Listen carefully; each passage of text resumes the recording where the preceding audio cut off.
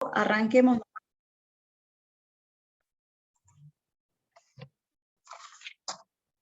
Bueno, vamos a comenzar con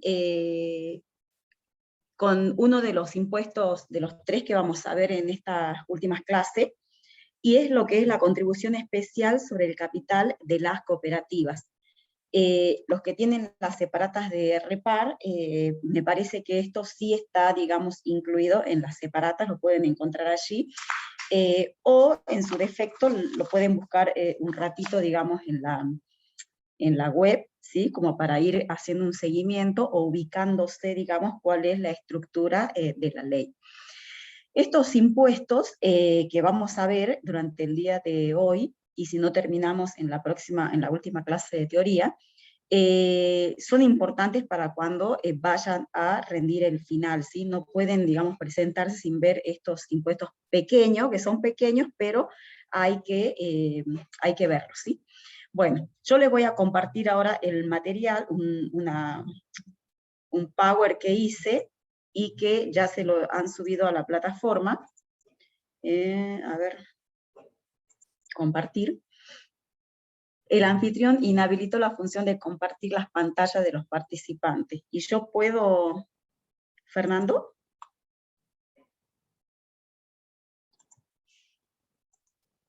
Me parece que no estoy, Fernando, como anfitriona y por ello no puedo compartir. Si me estás escuchando.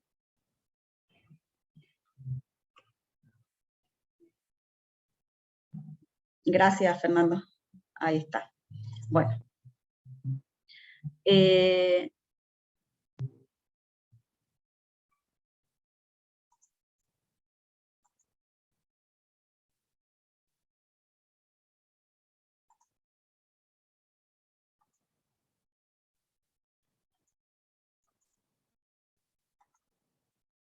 Bueno, entonces comenzamos. Como ven allí, vamos a... ¿Alguno me puede decir que si se está viendo el Power, verdad? O la filmina. Chicos, no sé si están habilitados para... Sí se ve, profe, la filmina. Listo. Bueno. Sí se ve, profe. Listo. Me sentía muy sola. Bueno. Entonces, comenzamos. Acá tienen estos tres tributos pequeños que vamos a ver durante la clase de hoy, y vamos a arrancar con la contribución sobre el capital de las cooperativas. Allí les indiqué cuál es el texto legal. En realidad, de estos tres tributos, los textos legales son muy antiguos, y de cada uno de ellos vamos a ver los elementos, digamos, que componen para que se produzca el hecho imponible. Vamos a ver el elemento, el objeto, el sujeto, la base imponible, las alícuotas, ¿sí? Entonces, con respecto a esta contribución especial sobre el capital de las cooperativas, allí, en la filmina, les hago hincapié en que si bien es una contribución de carácter transitorio, pero la última prórroga que tuvimos de este tributo fue por 32 años, o sea que lo vamos a tener vigente hasta el año 2046. Y este tributo en realidad recae sobre las cooperativas inscriptas, ¿sí? Cuando dice inscriptas es porque ya tienen la resolución de su organismo de contralor, digamos, declarándola como personas jurídicas. La base imponible de este tributo básicamente es lo que vamos a conocer como el capital, digamos, de la cooperativa, que es lo que resulta de la confrontación del activo versus el pasivo, o sea, lo que venimos, digamos, considerando como capital también en aquellas sociedades comerciales, con la diferencia de que en este caso puntual de este tributo, la norma me va a indicar cómo vamos a evaluar ese activo y ese pasivo, como también nos va a indicar cuáles vas a considerar como computables para el cálculo de este capital imponible, ¿sí? Entonces, vamos a arrancar básicamente, ¿sí?, para encontrar, digamos, la evaluación de ese capital, vamos a arrancar con algunos rubros del activo que la norma en su artículo 8 nos indica cómo debieran ser valuados. En cuanto a los bienes muebles amortizables, vamos a admitir a la compañera, fíjense en que no tenemos, digamos, normas raras de evaluación, sino que considera el valor de adquisición menos amortizaciones ordinarias según la ley de impuesto a las ganancias. Fíjense en que en muchos aspectos nos tenemos que ir a recordar las normas del impuesto a las ganancias, porque otros tributos hacen referencia o nos remiten, digamos, a la aplicación supletoria de este impuesto, que es el impuesto a las ganancias. Y en este caso, en la contribución especial sobre el capital de cooperativas, nos envía que, para que encontremos el valor residual de estos bienes muebles amortizables, consideremos las amortizaciones según la ley del impuesto a las ganancias. Pero fíjense acá la distinción, ¿sí? Nosotros siempre decimos en el impuesto a las ganancias, como estamos trabajando con la determinación de una renta, la renta gravada, nosotros amortizamos desde que el bien fue afectado a la obtención de renta gravada. Acá no estamos, digamos, frente a un tributo que requiere como manifestación de capacidad contributiva la renta, sino que estamos ante un tributo donde estamos midiendo su capital. Entonces, en este caso, nos dice la norma que tenemos que considerar, ¿sí?, para el cálculo del valor residual, las amortizaciones ordinarias de acuerdo a lo que hemos aplicado en la ley del impuesto a las ganancias, pero ellas computadas desde la fecha de adquisición del bien mueble amortizable. Adquisición, no afectación.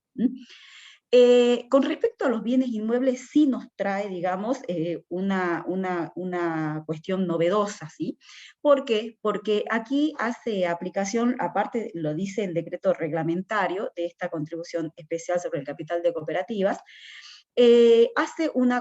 nos trae, digamos, una cuestión, digamos, puntual, donde hay una ley, la 11.380, en el cual esta ley nos dice que las cooperativas van a estar exentas de los siguientes impuestos nacionales, y dice de toda contribución sobre el valor de los edificios y construcciones.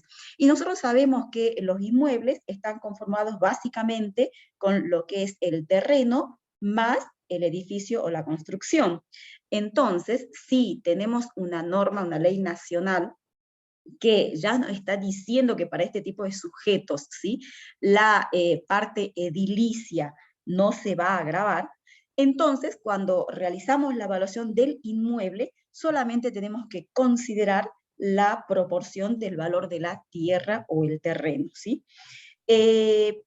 Como ya estuvimos viendo y vimos, digamos, lo que es el impuesto a los bienes personales, que grava como manifestación de riqueza la tenencia de los bienes, y allí vimos normas de evaluación también de inmuebles. Recordemos que en impuesto a los bienes personales, cuando teníamos que evaluar en función al valor residual actualizado, entre otras cuestiones o deducciones que me admitía la norma, la ley del impuesto a los bienes personales me obligaba a confrontar, ¿sí?, ese valor o esa evaluación determinada con otro valor, ¿sí?, que operaba como un piso en la evaluación, ¿sí?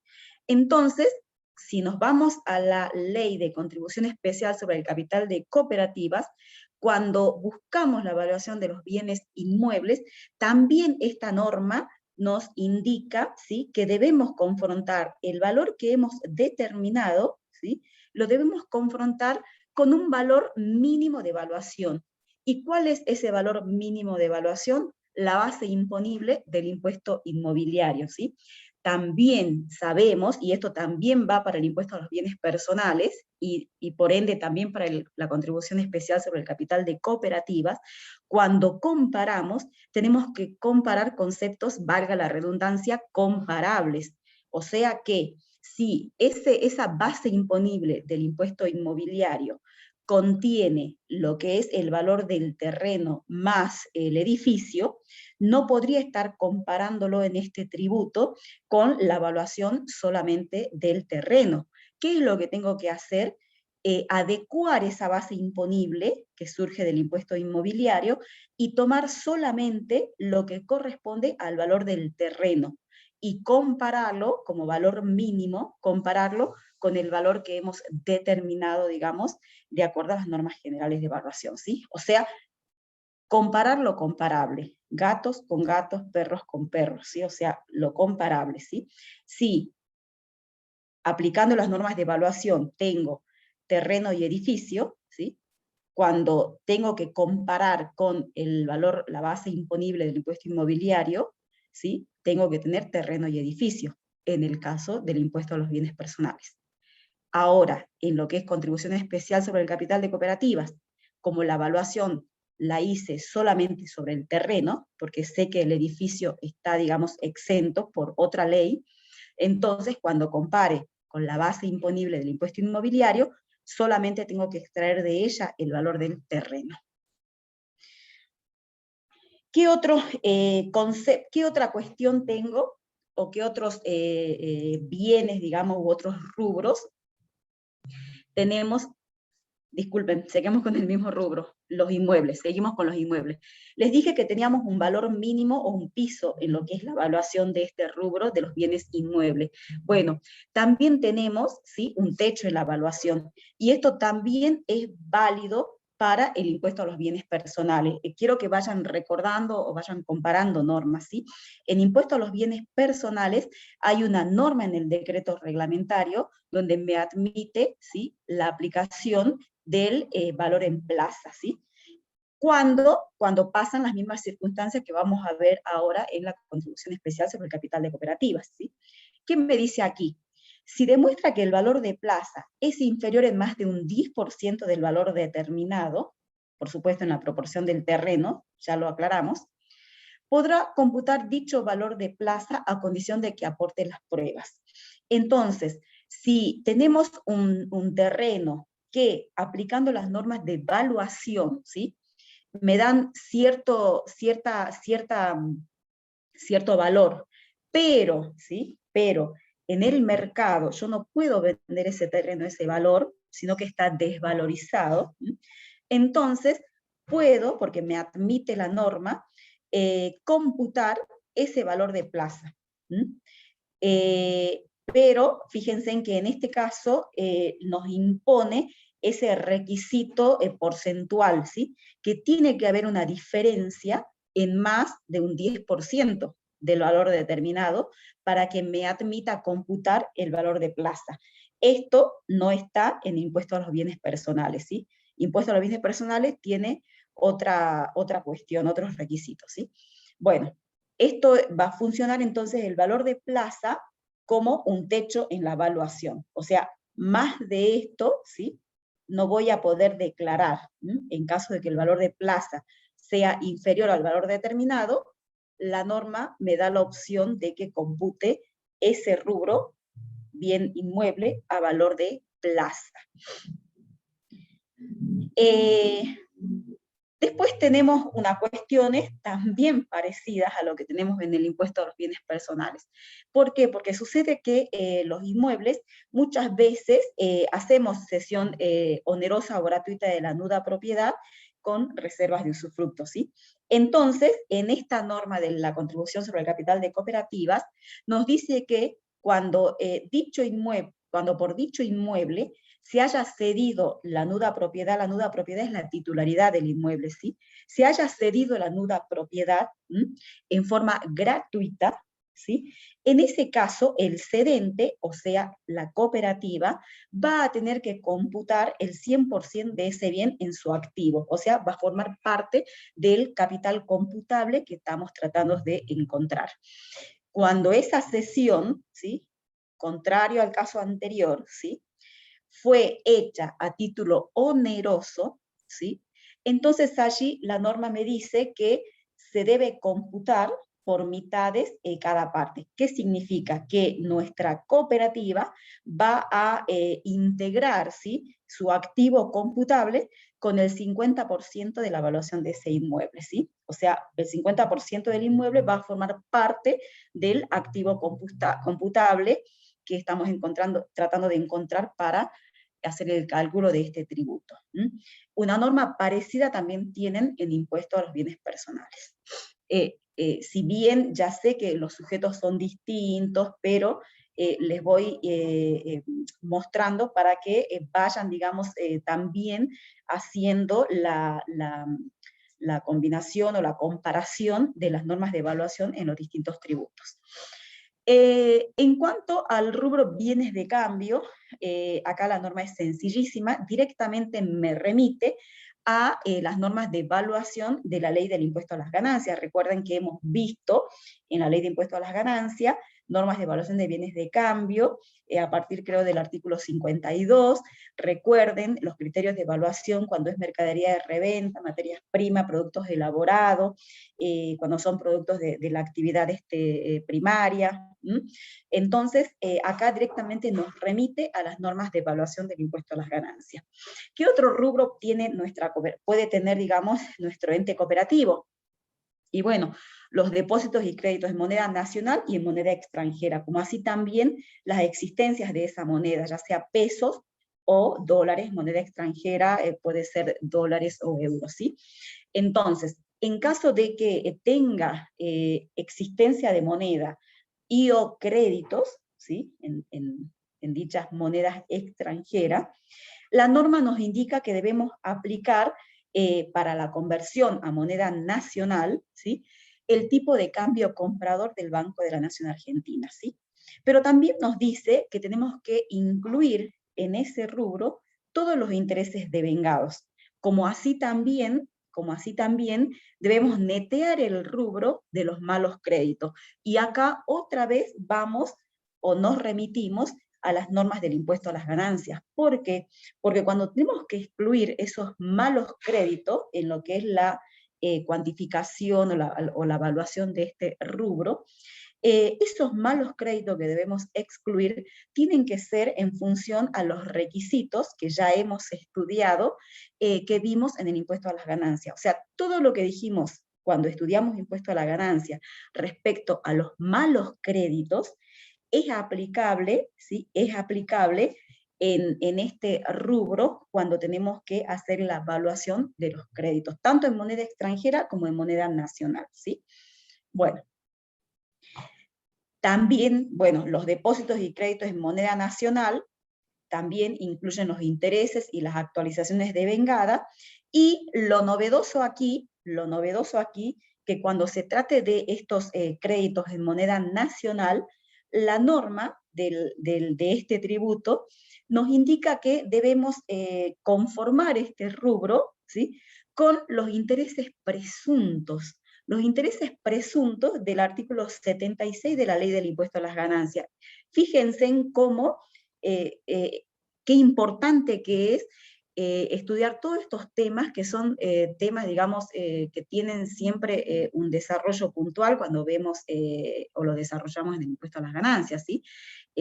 Porque otros tributos por allí hacen mención, digamos, como en este caso, para aplicar criterios de evaluación a ciertos rubros, hace mención o nos remite a lo que hemos estudiado ya en el impuesto a las ganancias.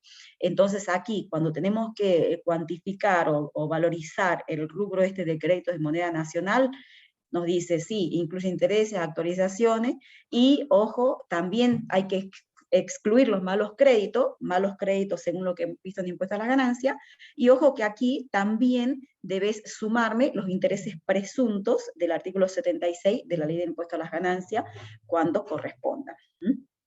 ¿Qué otros rubros tenemos? Vamos aquí con títulos públicos, acciones y demás títulos valores. Acá es fácil, las normas de evaluación tienen que ver con que si cotizan o no cotizan. En el caso de que coticen, nos manda a evaluarlos según el último valor de cotización, y en el caso de que no coticen, nos dice que va a ser el valor de costo más intereses, actualización y diferencias de cambio, ¿sí? Excepto, digamos, acciones, porque a las acciones que no cotizan les va a aplicar lo que conocemos, digamos, el famoso BPP por acción, valor patrimonial proporcional.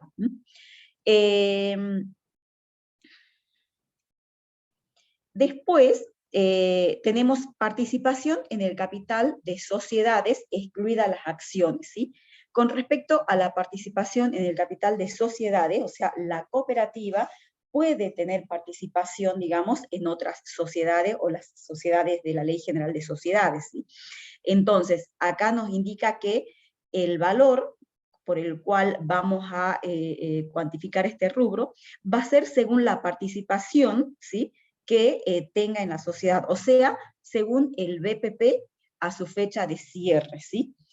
Según el BPP a su fecha de cierre, sin excluir los bienes exentos e incluyendo los saldos deudores y acreedores de las cuentas patrimoniales de los socios.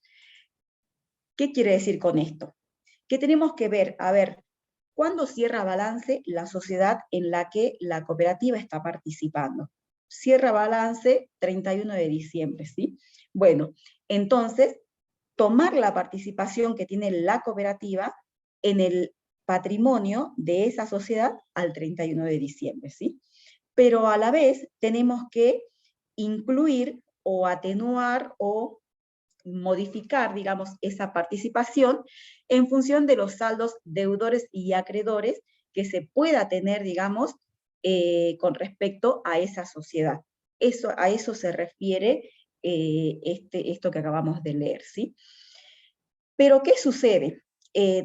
Yo les di el ejemplo de cómo se atenúa esa evaluación en la participación del capital en el supuesto de que cierren al 31 de diciembre, tanto la sociedad en la que participa como la cooperativa. Pero se puede dar el caso en que la sociedad en la que se participa cierre balance el 31 de julio y no el 31 de diciembre como cierra la cooperativa. Entonces, si es esa la situación, aplicamos lo mismo que ya dijimos, pero a lo cual le tenemos que agregar, ¿sí?, o hacer o realizar una suma algebraica, ¿sí?, de los saldos deudores o acreedores de la misma cuenta particular, pero con respecto a las situaciones ocurridas entre la fecha de cierre de la sociedad en la que estamos participando y la fecha de cierre de nuestra cooperativa. Después tenemos bienes inmateriales y demás bienes, ¿sí? En el caso de que quedara, digamos, algún rubro que el tributo de la contribución especial no lo haya tenido en cuenta en su texto legal, directamente a ese rubro lo vamos a encuadrar en estos demás bienes y el criterio, su norma de evaluación va a ser el costo de adquisición actualizado.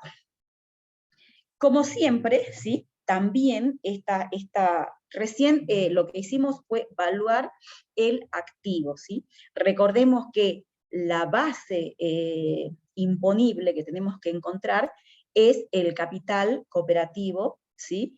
Y el capital cooperativo es la diferencia entre el activo versus el pasivo. Y hasta acá solamente hemos trabajado con el activo, nos está faltando el otro elemento. Pero antes de arrancar con el otro elemento, que es el pasivo, vamos a ver situaciones de exenciones, situaciones de algunos rubros que la propia ley nos dicen que no van a ser computables o no van a ser considerados activos. Entonces, sea que se trate de rubros exentos, sea que se trate de bienes no computables, o sea se trate de bienes o rubros no considerados como activos, significa que estos conceptos que vamos a ver ahora lo debemos de traer de la conformación de ese activo computable que estamos buscando. Con respecto a las exenciones, el artículo 9 de la ley nos dice que se consideran exentos los bienes situados en cierta zona del país. Tierra del Fuego, Antártidas e islas del Atlántico Sur. ¿De dónde surge esto? De la ley que tienen allí, la 19640, ¿sí? que esta ley, le transcribí allí, exímase del pago de todo impuesto nacional que pudiera corresponder por bienes existentes en dicho territorio. Otro rubro, otro bien, otro activo que se lo va a considerar exento y no va a formar parte del activo computable son las cuotas sociales de cooperativas, porque una cooperativa puede participar en el capital de otra cooperativa, ¿sí? Entonces, por supuesto que esos rubros se los considera exentos. Y un tercer rubro, que son las acciones y participaciones en el capital de otras entidades o sociedades de capital. Con respecto a este rubro, cuando ustedes lean el artículo 9, que lo estoy por ver acá,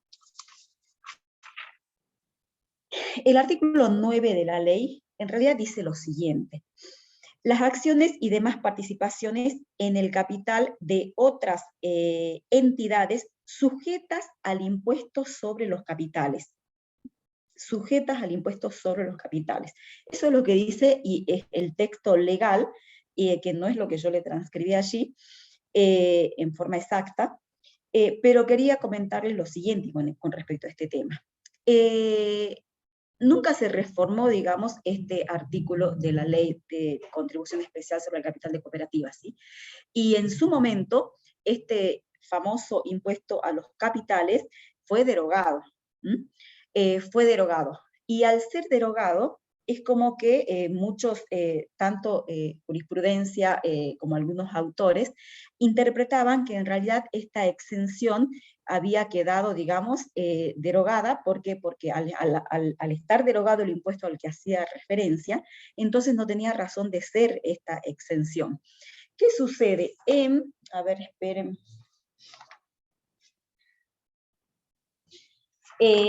Tenemos un fallo, digamos, del tribunal, dos fallos del Tribunal Fiscal, Cooperativa Integral Núcleo Limitada, recursos de apelación, donde en este fallo del Tribunal Fiscal, en realidad se llegó a aclarar, digamos, que, o la sentencia, digamos, del Tribunal Fiscal, dijo que si la exención era o hacía referencia al impuesto a los capitales o al impuesto a los activos, ¿sí? Y cuando esos tributos estaban vigentes, el hecho de que hayan sido derogados por allá por el año 1990 y el año 1995, estos tributos, es como que esta exención ya dejaba de ser, ¿sí? Dejaba su razón de ser. Y por ende, desde que estos impuestos fueron derogados, las cooperativas debían declarar sus participaciones en otras entidades o en otras sociedades, las tenían que declarar dentro de lo que es el activo computable. De allí que luego vino en el 2004 recién, vino esta ley que les escribí acá y que está también al pie, digamos, del texto legal, la 25879, donde esta ley 25879 nos dice que se establece que las participaciones y tenencias accionarias de las cooperativas en sociedades de capital no integran la base imponible sujeta a la contribución especial del Fondo para Educación y Promoción Cooperativa. Entonces, ya desde el 2004 está todo aclarado, ¿sí? Y podemos decir que este rubro, ¿sí?, no va a formar parte del activo computable. Como les digo, después que se derogó estos tributos, desde el año 95, hubieron casos donde lamentablemente se grabaron estos conceptos, ¿sí?, por esta situación que les estaba comentando. Y también me interesaba explicarle, porque cuando ustedes leen el texto legal, el artículo 9, inciso B, hace referencia al impuesto sobre los capitales, ¿sí? Entonces, por eso les quería, digamos, aclarar este tema. ¿Qué otros conceptos no van a integrar el activo computable? Y nos dice la norma, los bienes situados con carácter permanente en el exterior. Primero, los bienes exentos, que son los que ya vimos, ¿sí?, y los dividendos y utilidades. Esos tres, digamos, conceptos no van a integrar, digamos, el activo computable. ¿Por qué? Porque son considerados bienes no computables por la norma legal. Con respecto a los bienes situados con carácter permanente en el exterior, después véanlo en detalle, pero el artículo 11 nos da todo un listado, ¿sí?, con respecto a cuándo se va a considerar que tienen carácter permanente en el exterior y no van a formar parte, digamos, del activo computable. En términos generales, les leo, por ejemplo, en el A dice, los bienes inmuebles situados fuera del territorio del país, los derechos reales constituidos sobre bienes situados en el exterior, naves y aeronaves de matrícula extranjera. Entonces, fíjense que en general se refieren a bienes en los que podemos probar fehacientemente, ¿sí?, que están radicados en el exterior. Entonces, esos bienes no van a formar parte del activo computable, los tenemos que extraer, ¿sí? Los bienes exentos, que son los 3 casos que vimos hace un rato, y los dividendos y utilidades, ¿sí?, que allí tienen la norma del artículo 18 del DR, donde me permite, digamos, también extraerlo. Después nos dice la norma, hay rubros que no van a ser considerados como activos, o sea, activos computables, ¿sí? Y en el artículo 14 me dice, los saldos de cuotas suscriptas pendientes de integración de los asociados.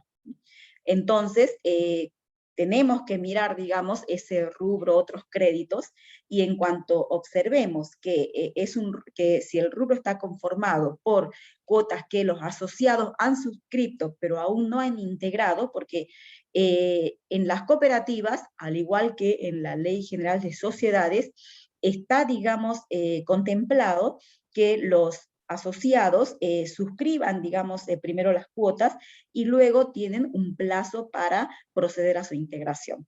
Entonces, si fuera ese el caso y existiera un rubro con este concepto, sabemos que debemos de traerlo de la consideración como activo computable para la determinación de la contribución.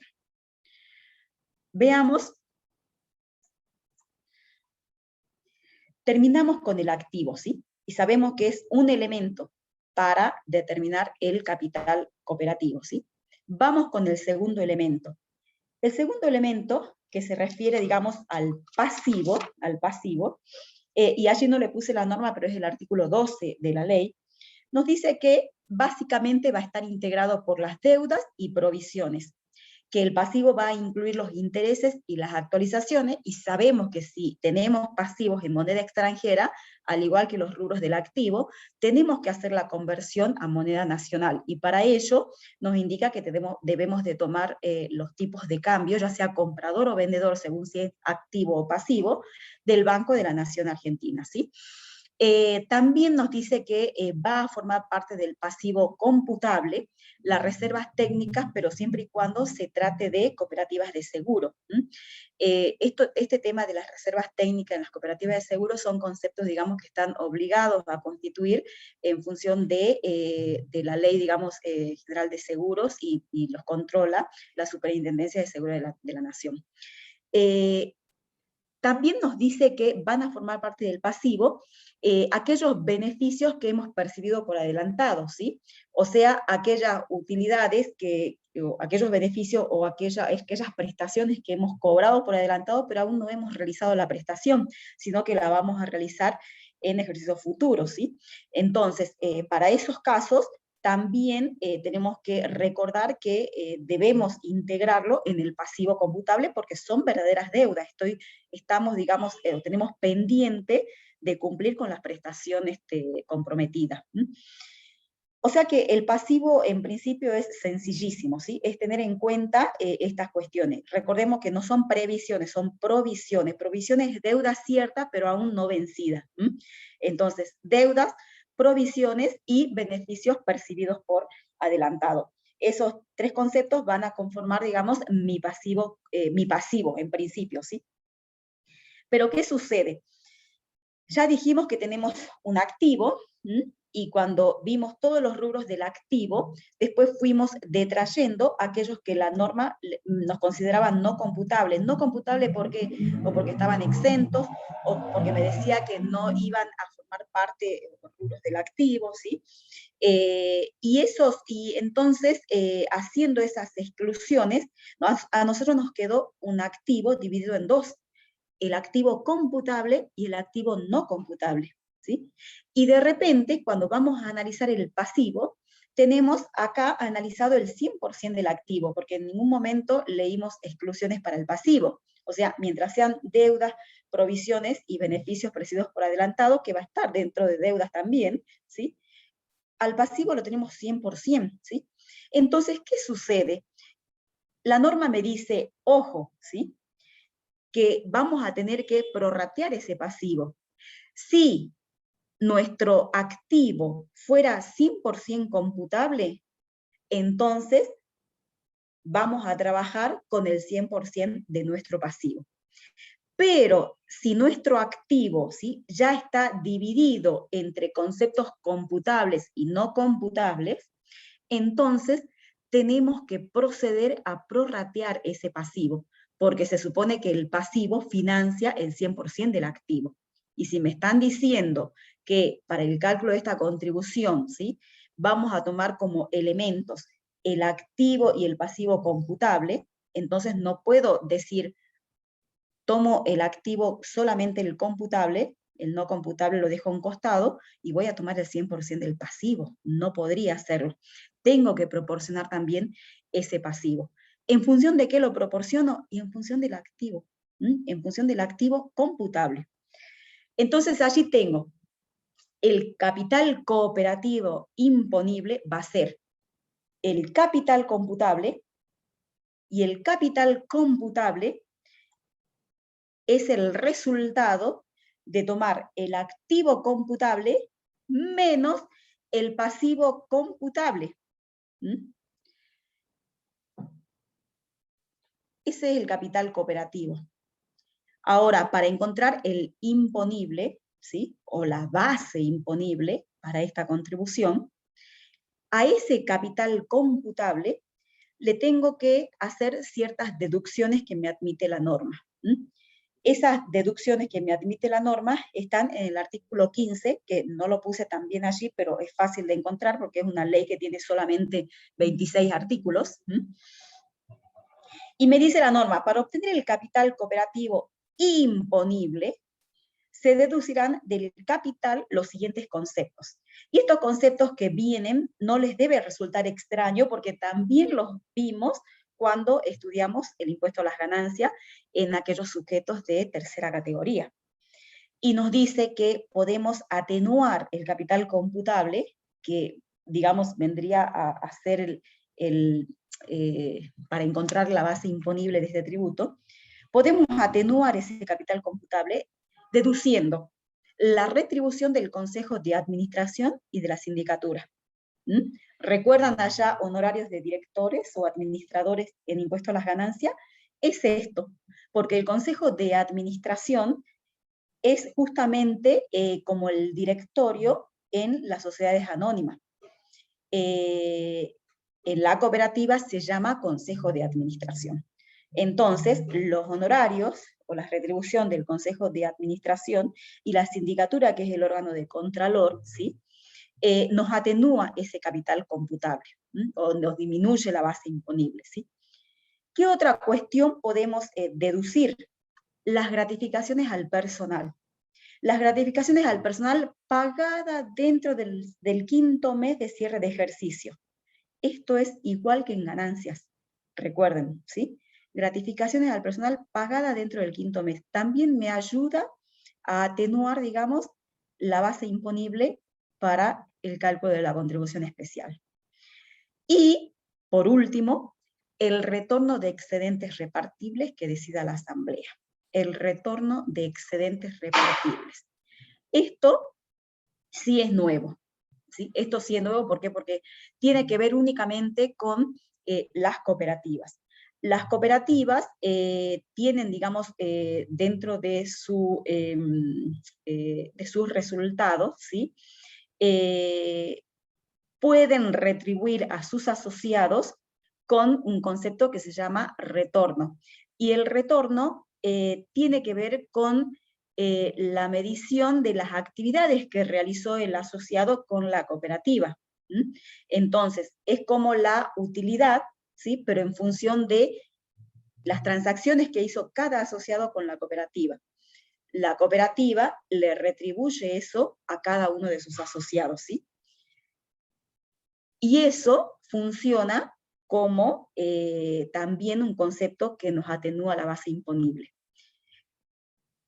No es lo correcto, pero pueden pensar como que son las utilidades, ¿sí? Son las utilidades, pero sabemos que las cooperativas no tienen propósito de lucro, ¿sí? Vendrían a ser como las utilidades, en este caso, el resultado positivo, ¿sí? De las transacciones que hacen la cooperativa con sus asociados. Ese es el retorno repartible. Entonces, lo que le devuelve a sus asociados es lo que se permite que se atenúe la base de imposición. ¿Mm? Una vez que tenemos la base imponible, o el capital imponible, ¿sí? Tenemos que buscar la alícuota, ¿sí?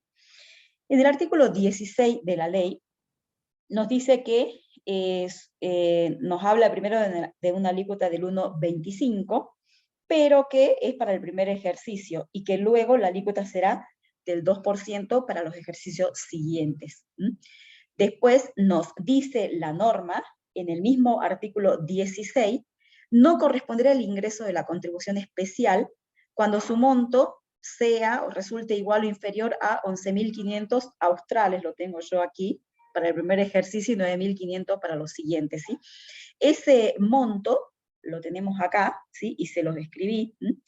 No se ingresa la contribución si ese monto resulta igual o inferior a 750 pesos, y surge de la resolución 3502 del año 92. Acá, como les digo, vamos a ver mucha información muy desactualizada, en especial cuando se tratan, digamos, de cuestiones numéricas o monetarias.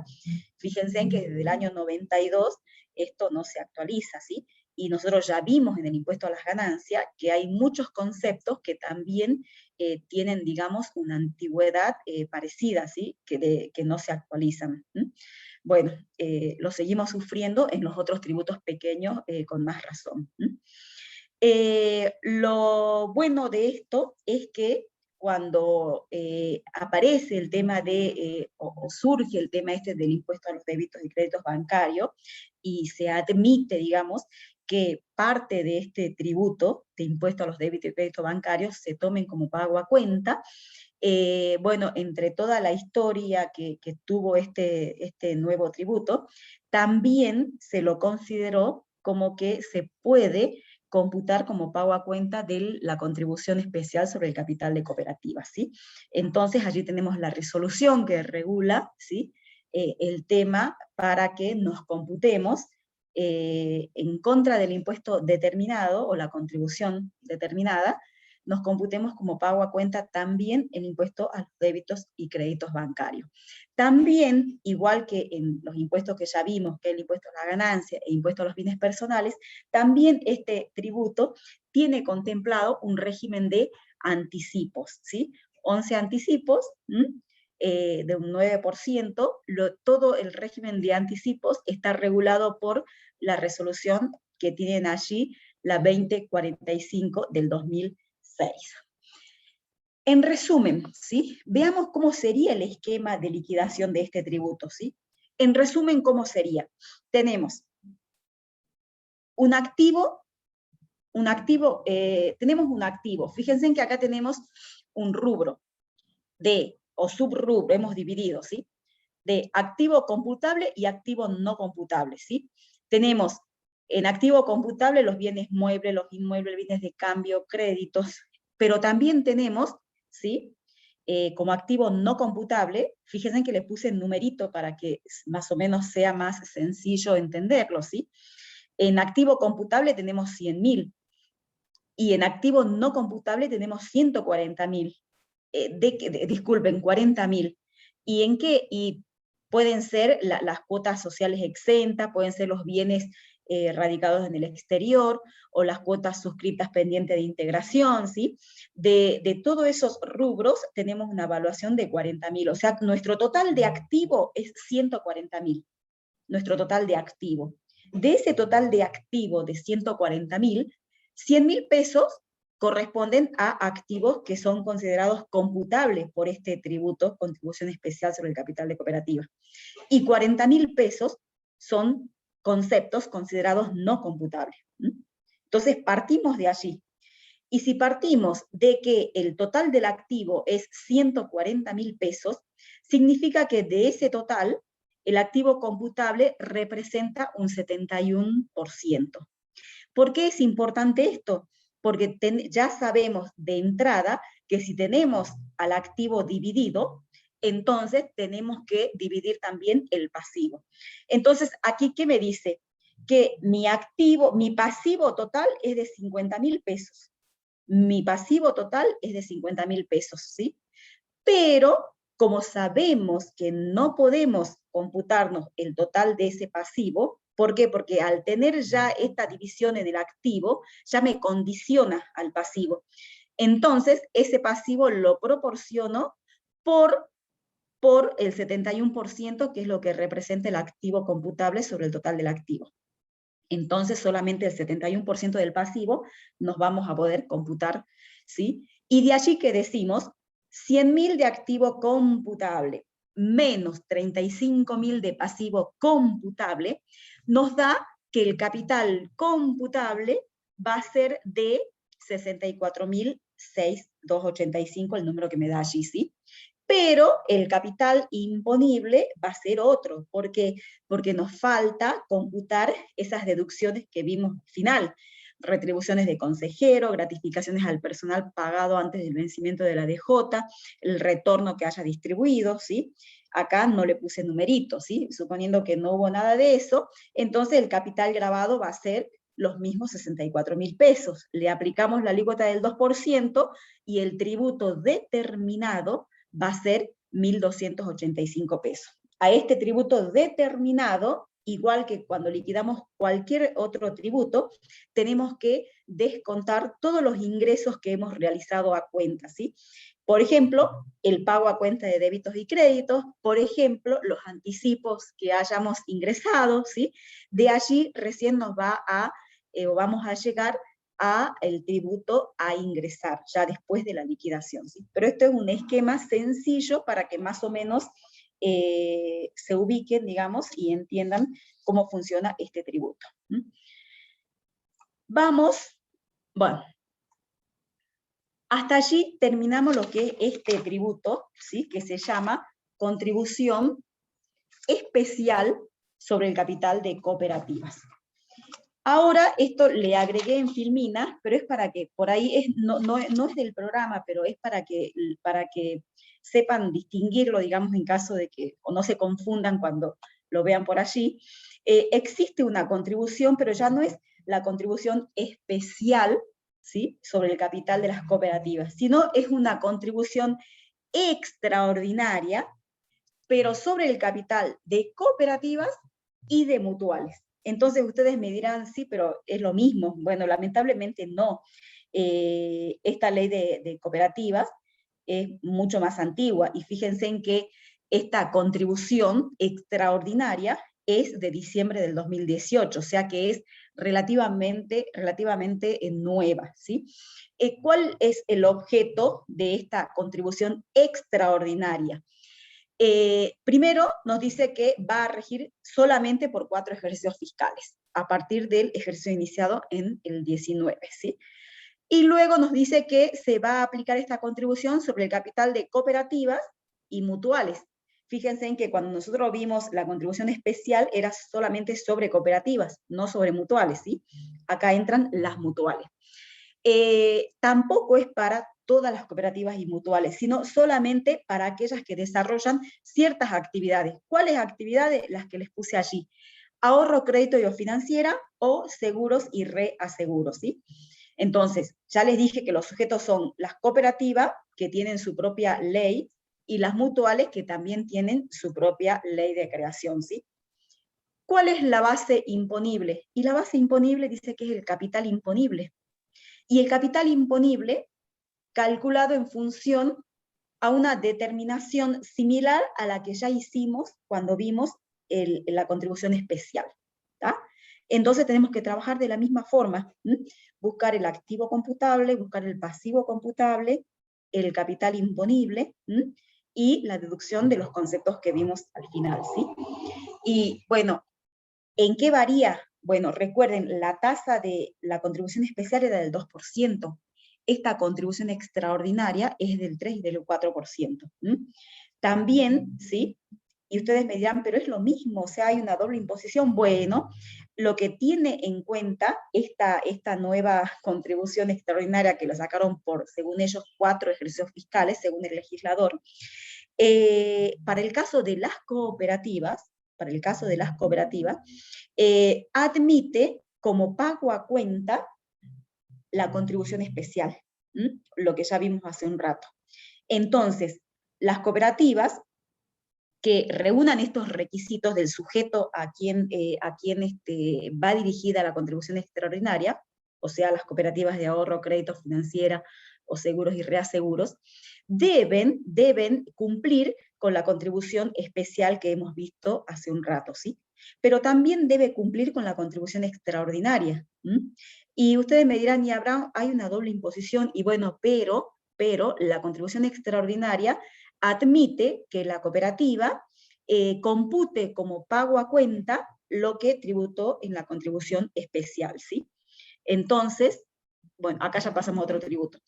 Es una cuestión, digamos, esto es para que tengan en cuenta que esto existe y lo vamos a tener por 4 ejercicios más, o sea, para que sepan y no se confundan entre la contribución especial con la contribución extraordinaria. Bueno, acá, hasta acá hemos, a ver qué más tengo para decirle con respecto a este tributo chiquitito, que, esperen,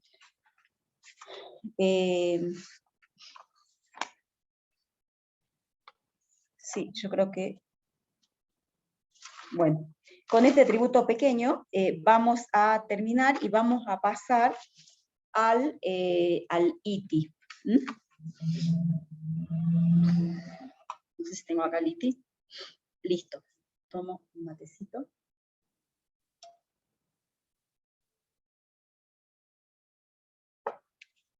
Después, chicos, lo que no entiendan, usen la plataforma que va a estar habilitada, creo que hasta el 6 de agosto, ¿sí? Y esperen que busque ahora.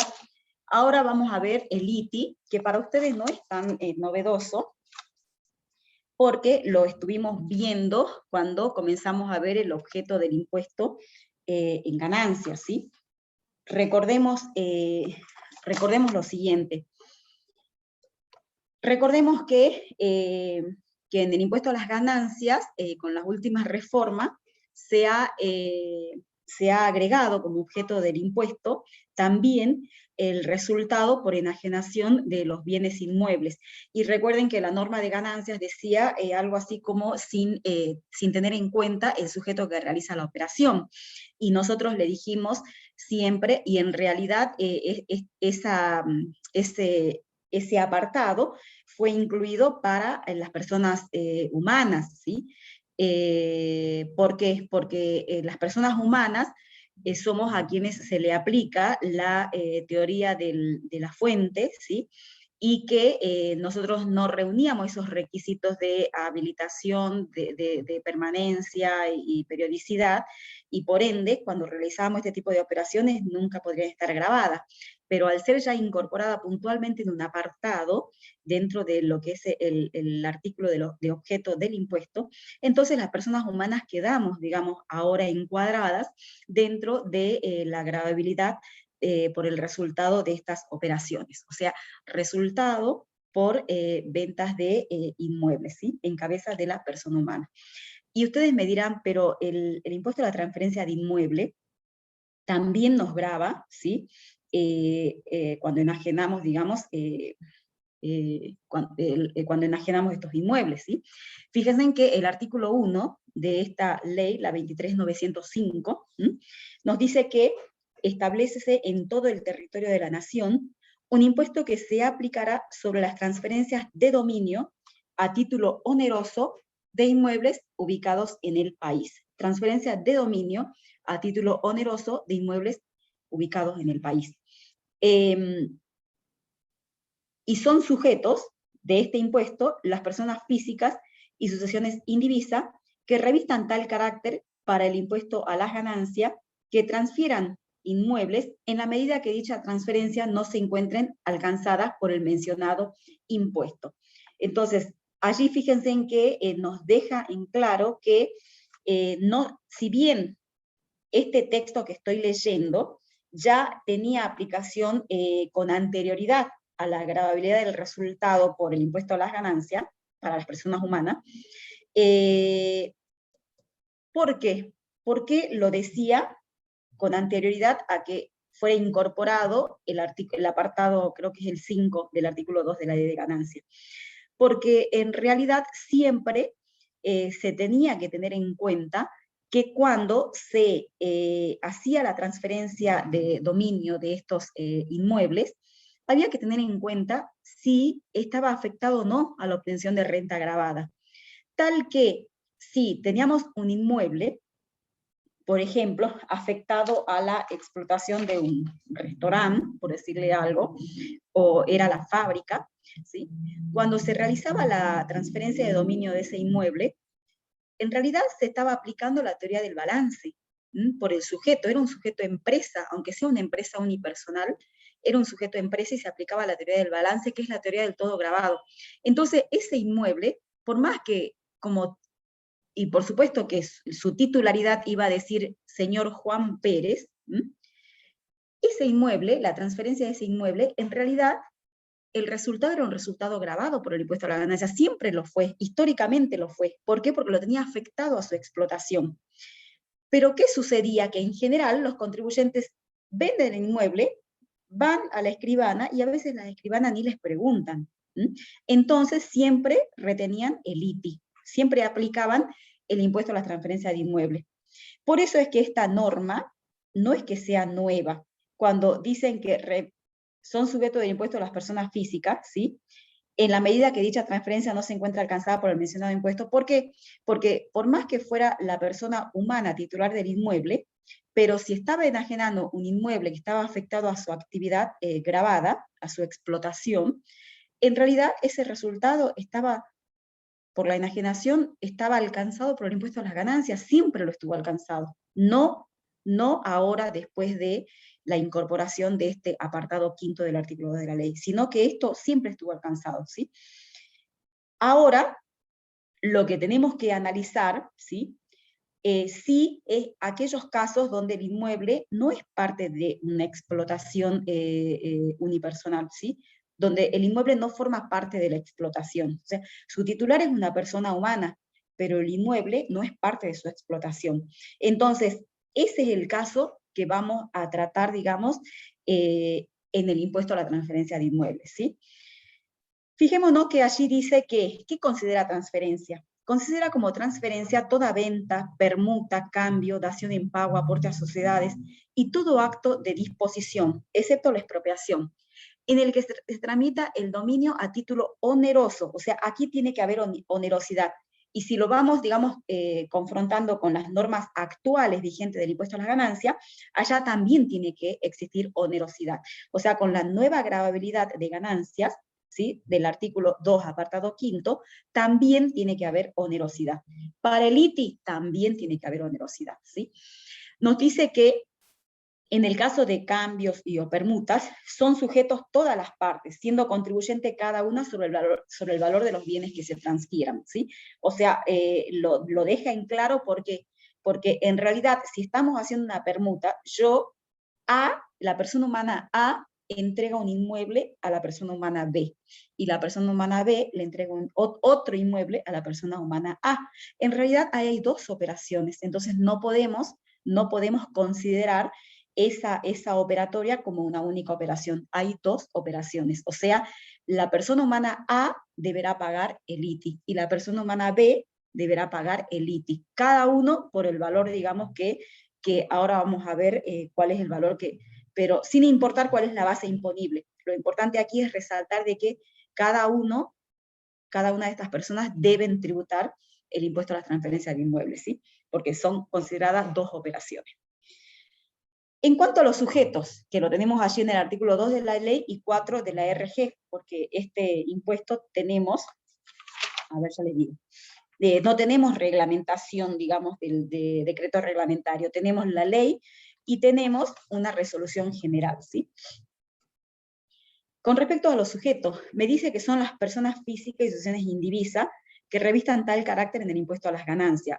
Léase cuando dice personas físicas, personas humanas, ¿sí? De acuerdo a la vigencia del nuevo código desde agosto del 2015, ¿sí? Que el impuesto a las ganancias ya lo tenemos esto subsanado, pero el impuesto a los bienes personales mantiene, digamos, la redacción original, y bueno, pero siempre tienen que entender que cuando dicen personas físicas se refieren a las personas humanas. Y sucesiones indivisas que revistan tal carácter en el impuesto a las ganancias. También quiero recordarles otra cuestión que lo vimos por allá por no sé, creo que es el trabajo práctico, los primeros trabajos prácticos del impuesto a las ganancias, ¿sí? ¿Cuándo o hasta cuándo las sucesiones indivisas son, digamos, o revisten tal carácter en el impuesto a las ganancias? Recordemos, ¿sí? Desde el día siguiente en que fallece, digamos, el causante, hasta la declaratoria de herederos o hasta que el testamento, digamos, se considera válido, ¿sí? Son cuestiones, fíjense, ya estamos viendo el segundo tributo, ya vimos el tributo contribución al capital de cooperativa, ahora estamos viendo el ITI, y nos seguimos remitiendo a las normas de ganancia, así que fíjense de importante que es saber, digamos, o entender todo lo que estudiamos en el impuesto a las ganancias. Bueno, entonces nos dice allí que las personas, los sujetos son estas personas humanas, las asociaciones indivisas, que revistan tal carácter en el impuesto a las ganancias, ¿sí? Y siempre que dicha transferencia no esté alcanzada por el impuesto a las ganancias. Esto es lo que yo le dije que no es no es nuevo. Esto hace alusión a que si la persona humana tenía afectado el inmueble a una explotación, a su explotación unipersonal, entonces allí siempre estuvo grabado por el impuesto a las ganancias. Después también van a ser sujetos de este tributo las personas humanas residentes en el exterior, pero ¿en qué casos? Solamente cuando estén enajenando inmuebles que estén radicados en nuestro país, de los cuales ellas sean titulares, solamente en ese caso, ¿sí? Luego tenemos, por supuesto, un artículo de exenciones que, exime, digamos, de este tributo a los miembros que actúan en organismos internacionales y también a las misiones diplomáticas y o consulares, como también su personal técnico, administrativo y sus familiares, ¿sí? Pero siempre todas estas exenciones a condición de reciprocidad. Sencillísima, pero son los únicos casos de exención en el ITI que nos trae esta norma, ¿sí? Ahora, tenemos que calcular la base imponible. Ya vimos el objeto y el sujeto, ¿sí? Ahora, la base imponible. ¿Qué es lo que vamos a tomar como base imponible? Y para calcular la base imponible tenemos que aplicar alguna norma de evaluación, ¿sí? En este caso nos dice que va a ser el valor de la transferencia de cada operación, porque esto, digamos, funciona por operación. Vendo un inmueble y bueno, tengo que calcular la base para ese inmueble. Si luego en el mismo mes vendo otro inmueble, en realidad va a ser independiente la operación 1 de la operación 2, ¿sí? Entonces, por operación. La base imponible entonces va a ser el valor de transferencia, ¿sí? Y si no existe ese valor, ¿qué hacemos? Bueno, puede darse que no exista un valor de transferencia y sí, puede suceder. Entonces, allí nos dice que debemos computar el valor de plaza como valor de transferencia, ¿sí? Sabemos siempre que el valor de plaza, digamos, es un valor corriente, por supuesto, al igual que el valor de la transferencia también, ¿sí? Pero tenemos, digamos, que tratar, digamos, de determinar nuestro valor de transferencia. Y en el caso en que fueran las permutas, que dijimos hace un rato, que son consideradas dos operaciones, En el caso de permuta, nos dice que se va a considerar el precio de plaza del bien de mayor valor. O sea, en el caso de permuta, vamos directamente al precio de plaza, ¿sí? Pero tenemos que buscar el precio de plaza del bien de mayor valor. Pero esa base va a ser aplicable a las dos operaciones, ¿sí? No a una sola, ¿sí? Porque es permuta, se supone que son de prestaciones iguales, ¿sí? Entonces buscamos el precio de plaza del bien que tiene mayor valor y sobre eso se va a calcular el ITI para ambas partes. Nos dice la norma, si el precio de plaza no es conocido, tenemos que solicitar constancias de evaluación. Bueno, esto es un tema muy particular, porque la norma me dice, a ver, para encontrar la base imponible, primero consideramos el valor de transferencia, que es el valor transaccional, el valor que hemos acordado entre comprador y vendedor. Si no tenemos ese valor, ¿sí? ¿Por qué? Porque fíjense, ustedes me dicen, pero ¿cómo no voy a tener ese valor? Puede suceder, porque fíjense en que ya vimos qué es lo que considera transferencia toda venta. Se supone que cuando vendemos sí vamos a conocer ese valor transaccional. Pero, por ejemplo, fíjense, dice cambio, dación en pago, aporte a sociedades. O sea, podemos válidamente, puede un sujeto, una persona humana, aportar un inmueble a una sociedad. Y es un inmueble que quizás ni lo adquirió, o lo adquirió, digamos, a título gratuito, porque fue recibido por herencia o por donación, y entonces puede darse que no conozca el valor de transferencia. Entonces, en ese caso, ¿sí?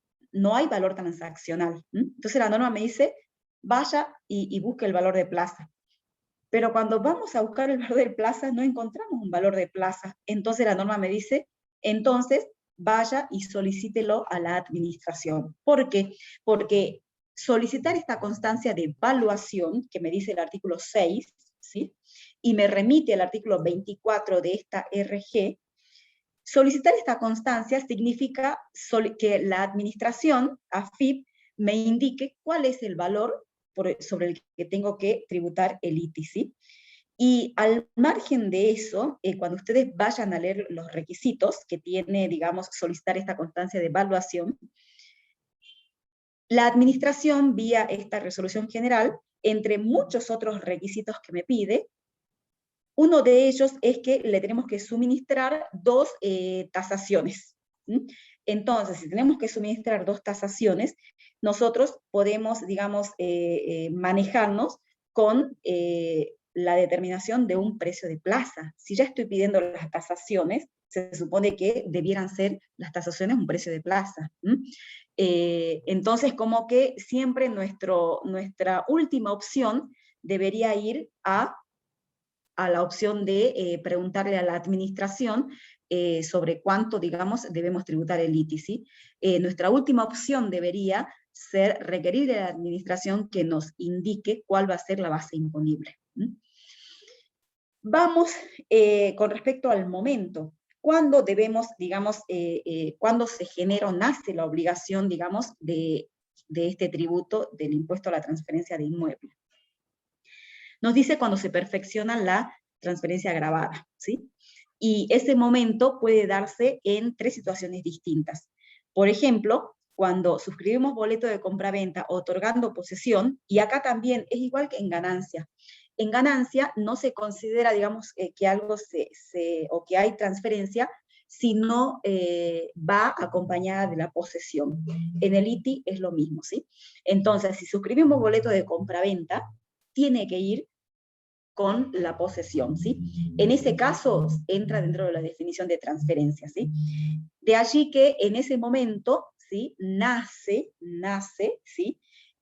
O se perfecciona, digamos, el hecho imponible, y con ello nace la obligación fiscal. O en su defecto, cuando se otorga la escritura traslativa de dominio, siempre lo primero que ocurra, ¿sí? Lo primero que ocurra. Cuando se otorga la escritura traslativa de dominio, también es otro momento, o cuando quede firme el auto de aprobación de remate de ventas judiciales por subasta pública. Entonces, el primero de los momentos que se dé es el momento en que nace la obligación fiscal, ¿sí? Y como les digo, es operación por operación. Entonces, en ese momento se debe, digamos, ingresar el tributo. ¿Cuál es la tasa? el artículo 13 me dice que es del 1,5. El 1,5 sobre la base imponible. ¿Y cuál es la base imponible? El valor transaccional o el valor de transferencia. ¿Mm? Es distinto a impuesto a las ganancias. En impuesto a las ganancias, recuerden que la gravabilidad de este concepto, ¿sobre qué base se da? Sobre el resultado de la enajenación. En el ITI es sobre el valor de venta o valor de transferencia. En ganancia es sobre el resultado de la enajenación. En ITI la alícuota es del 1,5%. En ganancia es del 15%, ¿sí? Y recuerden que en ganancia tributa bajo la metodología de impuesto cedular, como para ir recordando. ¿Qué más tenemos? En el caso del ITI, el ingreso del impuesto va a ser mediante, en general se da a través de los agentes de retención, que en la mayoría de los casos son los escribanos, ¿sí? En la mayoría de los casos son los escribanos, pero no quita que también, ¿sí?, puedan ser los adquirentes de boletos de compra-venta y posesión, o los cesionarios de boletos de compra-venta, ¿sí? Siempre con posesión acompañada. ¿Por qué? Porque podemos realizar operaciones sin ir al escribano. Lo que no quiere decir es que quede fuera, digamos, de este tributo. Si se dan los requisitos de sujeto-objeto, y debemos ingresar el tributo. O sea, no necesariamente se requiere la intervención de un escribano. Y tenemos un caso particular.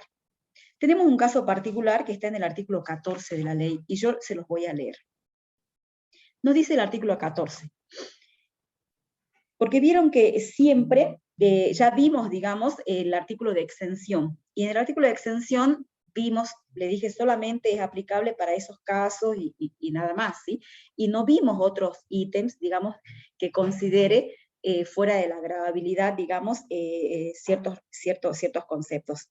Pero el artículo 14 sí hace algo similar, ¿sí? El artículo 14 es como que me da, digamos, la opción de que le otorgue tratamiento de exento, si quieren llamarlo así, o no ingresar la obligación tributaria, siempre y cuando se trate de lo siguiente. Y me dice la norma. En el caso de venta de la única vivienda o terreno del contribuyente, con el fin de adquirir o construir otra destinada a casa habitación propia, podrá optarse por no pagar el impuesto. Podrá optarse por no pagar el impuesto, ¿sí?, que resulte de la transferencia, ¿sí? Esta opción también podrá ejercerse cuando se ceda la única vivienda y o terrenos con el propósito de destinarlo a la construcción de un edificio bajo el régimen de la ley de propiedad horizontal, y se reciba como contraprestación por el bien cedido hasta el máximo de una unidad funcional de la nueva propiedad, también destinada a casa habitación. Son estos dos casos que les pongo aquí en la filmina, ¿sí? O sea, para esos dos casos, ¿sí?, va a proceder esta opción de no pagar el impuesto, de no pagar el ITI, ¿sí? Pero ¿qué pasa? Tiene sus requisitos ejercer esta opción, ¿sí? Y me dice, ¿cuándo o cuál es el momento en que yo debo exteriorizar, digamos, que ejerzo esta opción de no pagar el impuesto? Y nos dice, al suscribir el boleto con posesión o escrituración, lo que fuera anterior. O sea que debemos exteriorizar esta opción, ¿sí? Dice que la opción deberá ser formulada al momento de suscribir el boleto de compraventa, cuando en el mismo se entregue posesión, o cuando se formalice dicha entrega de la posesión o de la escrituración, el que fuera anterior. Y será procedente aún cuando la adquisición del bien de reemplazo hubiera sido anterior, siempre que ambas operaciones se efectúen dentro del término de un año. Aquí también ¿recuerdan en ganancia cuando vimos venta y reemplazo? ¿Sí? Cuando vimos venta y reemplazo, fíjense que nos daba la opción de, pero en ese caso no era que no ingresábamos la obligación, el tributo. Recuerden que venta y reemplazo en ganancia estaba referido a poder postergar o financiarnos para el futuro el ingreso de la ganancia gravada que correspondía. En este caso, en realidad este beneficio o el ejercicio de esta opción no apunta a diferir a diferir, digamos, la declaración o el ingreso de la obligación tributaria a futuro. Esta opción lo que implica es lisa y llanamente no ingresar el impuesto, ¿sí?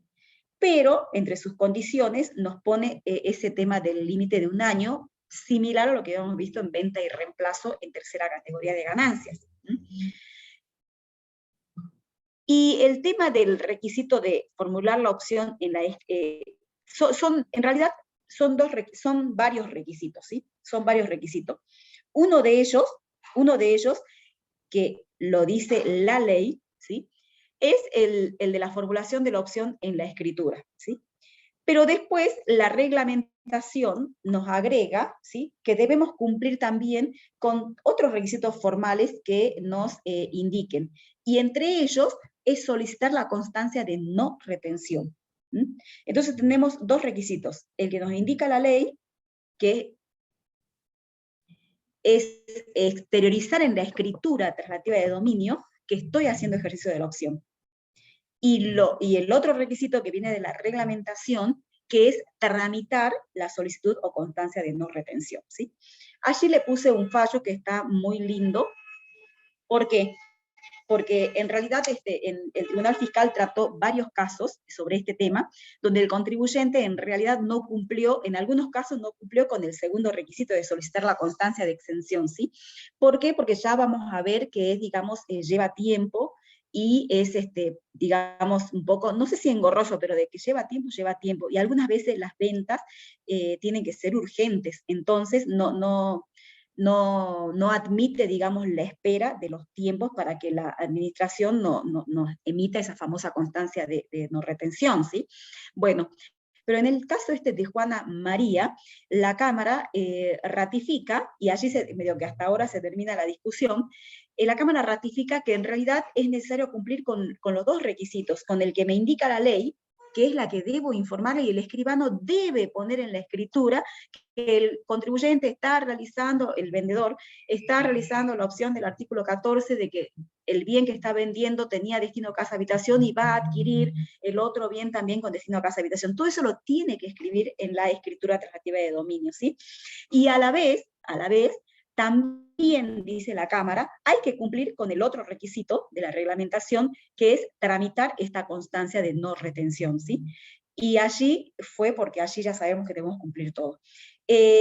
Otras sentencias del Tribunal Fiscal que ustedes puedan encontrar, en algunos decía, y con cumplir con lo que dice la ley basta, y si no cumplimos o no tenemos la constancia de no retención, y bueno, pero hay que cumplir lo que dice la ley, ¿sí? Bueno, con la Cámara ya se terminó esa discusión, hay que cumplir con los 2 requisitos, ¿sí? Allí lo del plazo ya lo dijimos, la prueba es lo que el escribano deja, digamos, en la escritura redactada de que hicimos la opción, y el incumplimiento de los requisitos. ¿Sí? ¿Cuáles son los requisitos? Por ejemplo, no tramitar la constancia, aunque lo diga la escritura, pero no tramitamos la constancia, no hay opción, digamos, válida. O lo escribimos en la escritura, tramitamos la constancia, pero no adquirimos el otro inmueble dentro del plazo de 1 año, también hay incumplimiento, ¿sí? Entonces, si hay incumplimiento, tenemos que ingresar al impuesto con actualizaciones, con intereses y con accesorios. Acá tenemos, digamos, cuál es el trámite para realizar ese famoso trámite de las constancias, ¿sí? De no retención. En realidad, la resolución trata el tema de 3 tipos de constancia. La constancia de evaluación, que ya la vimos hace un rato, que les indiqué que sería la última instancia en la que podríamos recurrir, preguntar al fisco cuál va a ser nuestra base imponible. El certificado de no retención, que es el que les indico que es necesario para usufructuar de la opción de no ingresar el impuesto, ¿sí? En el caso de que vendemos nuestra casa habitación para obtener otra casa habitación, ese se llama certificado de no retención. Y después tenemos un tercer certificado que trata esta resolución general, que es el certificado de retención, que es solamente para el caso de aquellos residentes del exterior. Para el caso de cómo tramitar el certificado de no retención, que es lo que nos interesa para hacer o usufructuar de la opción esta del artículo 14, les indiqué allí las diversas formas o modalidades. Una de ellas es por trámite simplificado, ¿sí? Que solamente podemos hacer por trámite simplificado, es un trámite sencillo que entramos a la web o algunas veces de forma telefónica, damos los datos y allí mismo podemos ya inmediatamente obtener el certificado de no retención, ¿sí? Pero no se da para muchos casos, es únicamente cuando el precio transaccional sea inferior a 120.000 pesos, díganme ahora qué inmueble vale ese precio, porque también estas normas quedaron, digamos, ya muy atrás con el tema de los números. Cuando los titulares, sea uno o ambos cónyuges, no sean contribuyentes de IVP y el precio de transferencia sea inferior también a 120.000, con lo cual ya no queda ningún inmueble, creo, con esos precios, o cuando el titular sea contribuyente del impuesto a los bienes personales y lo haya declarado en su última declaración jurada, cualquiera sea su valor. O sea que nos quedaría esta opción, digamos, ¿sí? Que podríamos hacerla dentro del trámite simplificado, ¿sí? La solicitud se hace vía web, en ese servicio que les indico allí, en esa opción, ¿sí? También puede hacerlo por vía telefónica, y bueno, allí, digamos, vamos a tener, digamos, quizás por el trámite simplificado, lo vamos a tener de forma más rápida a este certificado si es que nos acepta, ¿sí? Lo que me interesa es ver aquella opción donde entramos casi todos, ¿sí? Que es por trámite ante dependencia. ¿En qué consiste, digamos, esta forma de tramitar el certificado de no retención? ¿Sí? También usando el mismo servicio web, ¿sí? Allí en la opción reemplazo de inmuebles, pero luego de que formalizamos o hacemos el trámite vía web, ¿qué es lo que tenemos que continuar haciendo? Dentro de los 8 días tenemos que presentar en forma presencial ante la administración todos estos requisitos que dicen acá, ¿sí? Pero no es nada eso, sino que habiendo cumplido con la presentación de toda esa documentación requerida, AFIP tiene 15 días para resolver, ¿sí? Y no solamente que tiene 15 días para resolver, sino que por allí nos puede pedir más documentación, ¿sí? Y cuando nos pide más documentación, ese plazo se prolonga. Entonces, digamos, si ustedes están vendiendo un inmueble, fíjense en que ya hablamos de que hicimos el trámite vía web, que tenemos 8 días para hacer la presentación formal de la documentación requerida, que AFIP resuelve dentro de los 15 días, ¿sí? Entonces allí fíjense cómo estamos con los plazos. Cuando estamos vendiendo un inmueble en forma urgente, porque tenemos allí el comprador que si no se nos va a escapar, muchas veces, digamos, estos plazos son muy largos, ¿sí? Entonces se puede dar de que sean un impedimento para realizar el ejercicio de la opción. Una vez que tenemos el certificado, ese certificado se otorga por un plazo máximo de 60 días de validez.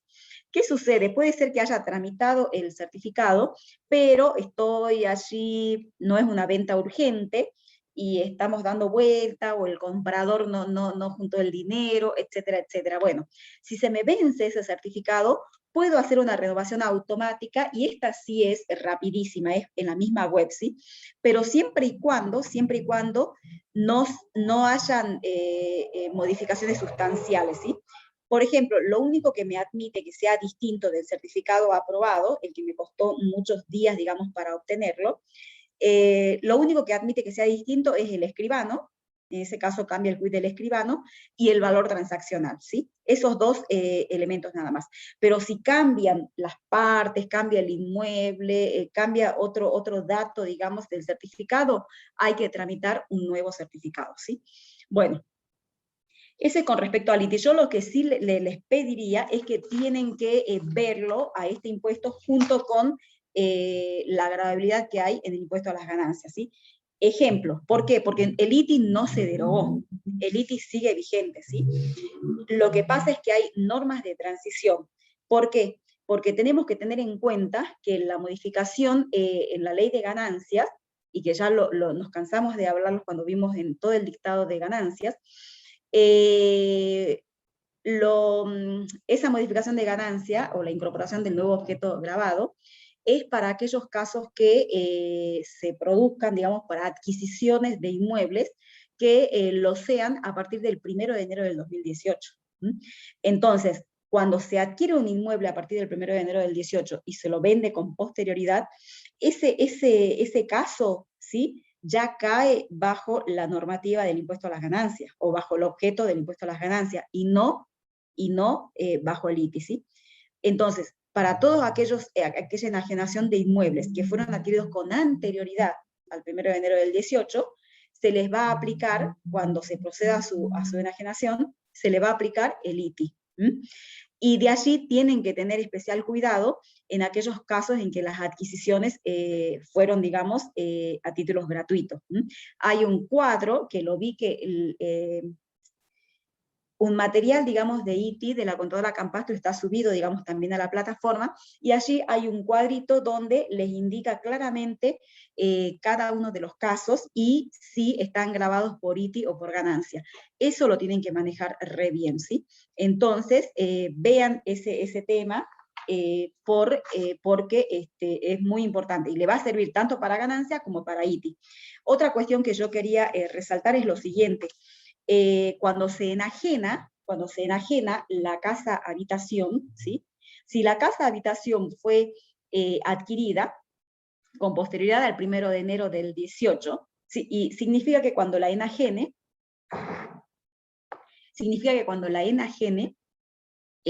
va a caer bajo la gravabilidad del impuesto a las ganancias, ¿sí? Pero, en impuesto a las ganancias, hay una norma, en el artículo 20 creo que es, hay una norma donde me exime, ¿sí?, a este resultado del impuesto a las ganancias. O sea, están exentos en el impuesto a las ganancias los resultados provenientes, digamos, de la enajenación de la casa habitación, así también como su valor locativo. Y cuando estamos bajo el ITI, o sea, estamos enajenando nuestra casa habitación, o sea, de aquel inmueble que fue adquirido con anterioridad al 1 de enero del 18, entonces esa operación cae bajo el impuesto a la transferencia de inmuebles, ¿sí? Y de allí que tenemos, ¿sí?, para evitar la gravabilidad, y no tenemos una exención, tenemos el ejercicio de esta opción del artículo 14, ¿sí? Eso quería dejarles un poco en claro. Bueno. Y recuerden, vuelvo a resaltar, ¿sí?, para ejercer la opción del artículo 14, tenemos que ser, digamos, muy puntillosos en cumplir con todos los requisitos formales que me dice, tanto la ley, con el tema de la incorporación de todo este ejercicio de la opción en la escritura traslativa de dominio, como el requisito de la reglamentación de generar o gestionar toda esta constancia, digamos, de no retención ante la administración, ¿sí? Bueno, eso con respecto entonces al ITI, ¿no? Ya les dije que no hay reglamentación, tenemos solamente la ley y la resolución. Ahora vamos a ver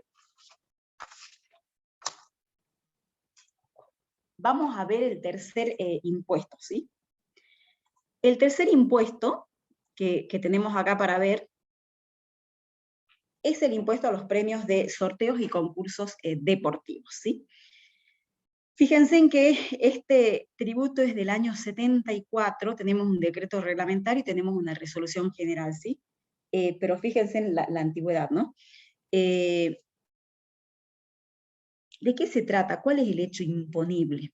En el artículo 1 me dice que es un gravamen que se aplica sobre los premios ganados.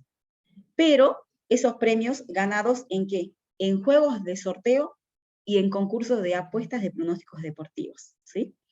Cuando me dice en juegos de sorteos, me da, digamos, a título ejemplificativo, loterías, rifas. Cuando nos indica que también van a estar grabados los premios ganados en concursos de apuestas de pronósticos deportivos, allí me aclara que no incluye a las apuestas de carreras hípicas. Y luego me dice, con prescindencia de que la participación sea a título gratuito o oneroso, la participación de los que están participando, digamos, como o los postulados para ganar el premio, ¿sí? Entonces, esa participación puede ser onerosa o gratuita, no importa. Igual, ese concepto va a estar, digamos, alcanzado por este impuesto, ¿sí? ¿Cuál es la característica, digamos, fundamental? Aquí, en lo que es la determinación del hecho imponible, es el azar. Y el azar en el decreto reglamentario me lo define de la siguiente manera. Y dice, a los fines de la ley, se consideran de sorteo aquellos juegos donde de un conjunto de elementos dados, sean billetes, números, bonos, al azar o por suerte, a uno o a algunos de ellos se les atribuya premios previamente establecidos, ¿sí? O sea que, y el azar, fíjense en que acá nos dice que puede ser fortuito o casual, ¿sí? Pero el azar es la característica, digamos, que hace que nazca, digamos, el hecho imponible en este tributo, ¿sí? Así también la norma, tanto la ley como en el decreto, y también en otras situaciones particulares que lo vamos a ver, de entrada comienza a excluir, ¿sí? A excluir algunos casos, ¿sí? Del objeto, ¿sí? Por ejemplo, en el mismo artículo 1 de la ley, en el segundo párrafo, nos dice, no están alcanzados por el gravamen de la presente ley los premios de juego de quiniela. O sea, ya los excluye de una. Tampoco, ¿sí? Aquellos que, por ausencia de un tercero beneficiario, queden en poder de la entidad organizadora. O sea, hubo, digamos, una lotería, o un bingo, ¿sí? Y quedó lo que conocemos como cuando quedó vacante el premio, ¿sí? Bueno, si el premio quedó vacante, no significa que se deba tributar el impuesto, ¿sí? Tiene que haber un beneficiario para que se tribute el impuesto, ¿sí? Si ese beneficiario, que es el tercero, digamos, no existe, entonces no se puede exigir, digamos, el ingreso de este tributo. Otros casos que quedan fuera, ¿sí? ¿Cuáles son? Y fíjense acá, dice, los premios o ganancias de juegos de azar habilitados por casinos y salas de juego oficiales o autorizadas por autoridad competente. Ruleta, punto y banca, 34, etcétera, ¿sí? ¿Y eso de dónde surge? De la reglamentación. Fijémonos que ya venimos tratando exclusiones o conceptos que la ley me dice que no van a estar alcanzados, y seguimos ahora con conceptos que el decreto reglamentario me dice que no van a estar alcanzados, ¿sí? Entonces, estos juegos de azar habilitados por casinos y salas de juego oficiales nos dice que no van a entrar en como objeto de este tributo. Y por allí, bueno, es razonable, porque fíjense en que en realidad estas salas, estos casinos, tienen que ser habilitados por el Estado, porque es el Estado el que tiene el monopolio del control de esta actividad de los juegos de azar, ¿sí? Entonces es como que ya tiene, digamos, otra normativa, digamos, que cumplir, ¿sí? Entonces no grava, digamos, con este impuesto esos casos, digamos, que tiene que ver, digamos, con cuestiones con actividades que el Estado las maneja, ¿sí? Luego nos dice, tampoco van a estar alcanzados los premios de juegos que combinen el azar con elementos o circunstancias ajenas al azar, como ser destreza, cultura, la fuerza física, pericia, etcétera, de los participantes. Cuando la adjudicación del premio no dependa del sorteo final. O sea, siempre lo que siempre me pone en resalto, que es el azar lo que hace nacer la gravabilidad, ¿sí? O es el azar lo que es la característica fundamental del objeto de este tributo, ¿sí? Cuando dice los premios que combinan azar con otros elementos, por ejemplo, fíjense que esto sale del artículo 3 del decreto reglamentario, ¿sí? Pero también lo tenemos, digamos, en un dictamen, y también lo tenemos en la resolución 1588. A lo que apunta es a las siguientes situaciones, ¿sí? Por ejemplo, puede ser que se diga que se da cierto premio, ¿sí? A aquel por el cual se hace un sorteo inicial y resulta beneficiario de ese sorteo inicial, allí está el azar, ¿sí?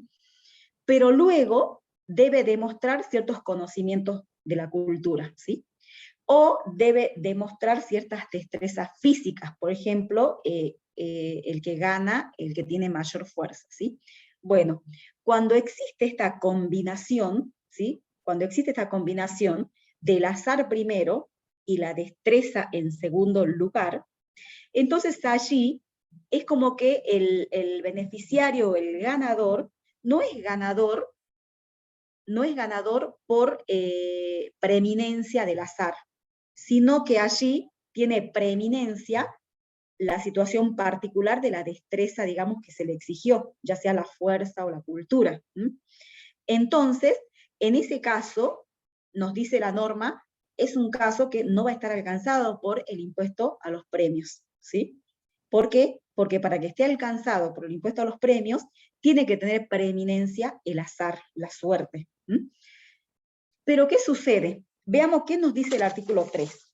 El artículo 3 del decreto reglamentario nos dice, los premios de juegos que combinan el azar con elementos o circunstancias ajenas a este, tales como la cultura, habilidad, destreza, pericia o fuerza de los participantes, solo se considerarán alcanzados por la ley si la adjudicación de los mismos depende del sorteo final.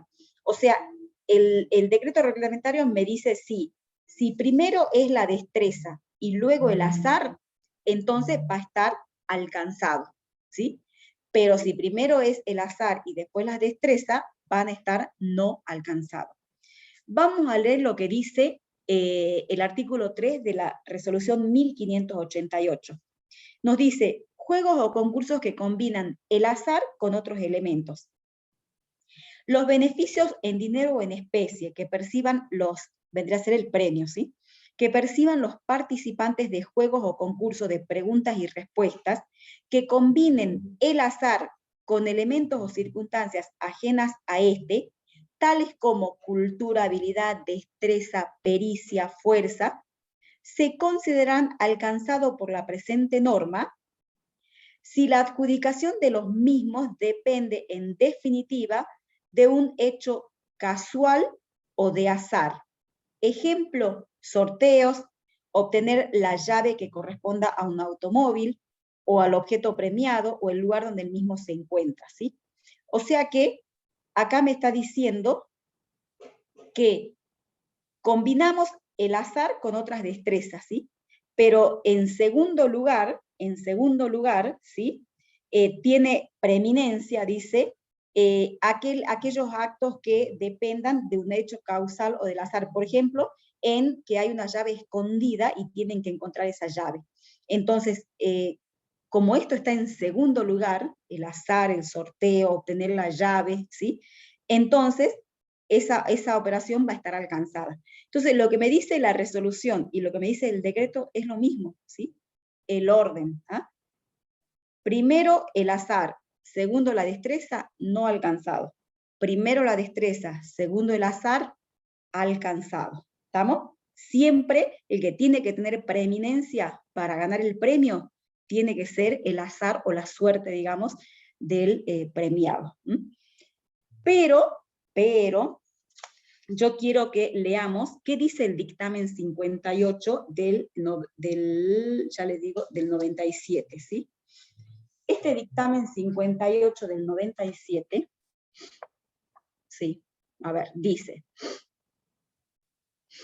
en aquellos concursos que se organizan de tal manera que el sorteo se encuentra al principio del mismo y no al final, y se realizan preguntas superficiales o banales, o sea, si primero se realiza el sorteo, ¿qué es lo que ya de entrada nosotros tenemos incorporado? Que si primero se realiza el sorteo, es como que estamos descartando el azar, que es la característica principal para que nazca el objeto del impuesto de este tributo, ¿sí? O sea que si primero ocurre el sorteo y segundo la destreza, entra como no alcanzado. Vuelvo al dictamen. Entonces, si el concurso se organiza de tal manera que el sorteo es al principio y no al final, y se realizan preguntas banales o superficiales, como por ejemplo, ¿cuántos lados tiene un cuadrado? O bien que resulten muy burdas o groseras, en el sentido de la respuesta buscada, o cuando de la misma pregunta surja la respuesta. o bien que de la conjunción de todas las hipótesis detalladas, ¿sí?, con el fin de quedar encuadradas dentro del no alcanzado que acabamos de ver, nos dice que se configura una maniobra para evitar el cumplimiento de la obligación fiscal. Si hacemos eso, se configura una maniobra para evitar el ingreso del gravamen. Entonces, se configura, dice allí, algo que, una maniobra para evitar que no es elusión. Elusión es cuando algo no está previsto en la norma. Acá dice, se configura algo que no es elusión, sino que estamos tratando de evitar el ingreso de la obligación tributaria, ¿sí? Entonces no queda ninguna duda de que la obtención del premio no se debió a la capacidad o habilidad del participante, sino al azar y la suerte, ¿sí? La comprobación de las maniobras detalladas constituye una cuestión de hecho y prueba que debe dilucidarse en cada caso en particular. A lo que les quiero decir es que no debemos, digamos, incurrir en estas cuestiones para evitar el ingreso del impuesto, ¿sí? Por ejemplo, hay un caso de, acá les quiero decir, a ver un ejemplo, hay un dictamen, el dictamen 32 del 2004, donde había una promoción que realizaba un instituto de inglés y decía, estudia gratis por un año en el instituto tal y tal. ¿Y en qué consistía? Consistía en que primero hacía el sorteo inicial y en segundo momento hacía las 4 preguntas, digamos, hacía 4 preguntas para ver ya quién era el beneficiario final, ¿sí? Pero justamente con la intención de quedar encuadrados dentro del no alcanzado, ¿sí? Entonces, ¿qué hacía? Primero el sorteo. Pero segundo, las preguntas que hacían este instituto de inglés eran las siguientes. Por ejemplo, dice, la primera de las preguntas que inquiere respecto se refiere a respecto del idioma que enseña el instituto. Imagínense, ¿cuál es el idioma que enseña el instituto si está diciendo que el instituto de inglés está realizando este concurso? Esa era la primera pregunta. ¿Cuál es el idioma que enseña el instituto? La segunda pregunta es, ¿cómo se dice gracias en inglés? Entonces dice allí el dictamen, la expresión thank you ha sido incorporada en el argot local de todos los niveles socioculturales. O sea, lo considero una pregunta banal. La tercera pregunta, que también es considerada banal, referida, ¿cuál es el idioma oficial de Gran Bretaña? Entonces, al margen de que no revisten complejidad todas estas preguntas, ¿sí? Acá lo que dijo, digamos, este dictamen fue que esta es una operación que no estaba encuadrada dentro del no alcanzado, ¿sí? Sino que era, digamos, un concurso que tenía que cumplir con el ingreso de la obligación tributaria, ¿sí? Entonces, eso, tener cuidado con este tema de este punto que acabamos de leer. Otro tema. ¿Cuándo nace? ¿Cuál es el momento en que debemos ingresar la obligación tributaria? ¿Sí? Con el perfeccionamiento del derecho a cobro del premio, ¿sí? Fíjense en que estuvimos viendo contribución al capital de cooperativa, es una declaración jurada anual, ¿sí? Porque necesitamos trabajar con los datos, la fecha de cierre de cada ejercicio. Pero cuando vimos ITI, dijimos que es operación por operación. Bueno, ahora en el impuesto a los premios y sorteos también es operación por operación, ¿sí?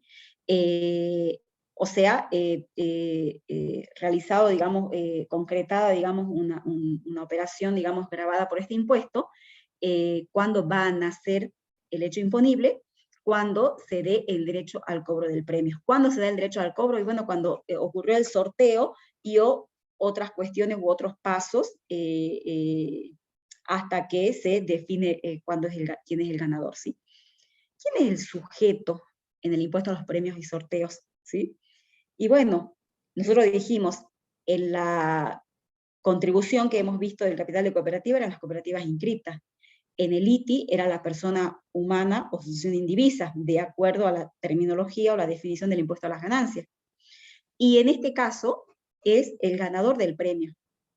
El ganador del premio, ¿sí? Pero, fíjense en que acá le pone a otra persona al lado y dice, designando como responsable para el ingreso de la obligación tributaria a la persona o entidad organizadora del juego o concurso, ¿sí? Entonces, acá el ganador del premio no va a ingresar a la obligación tributaria. Quien está obligado a hacerlo es justamente el organizador del concurso. Y no digo que es un responsable sustituto, ¿sí? ¿Por qué?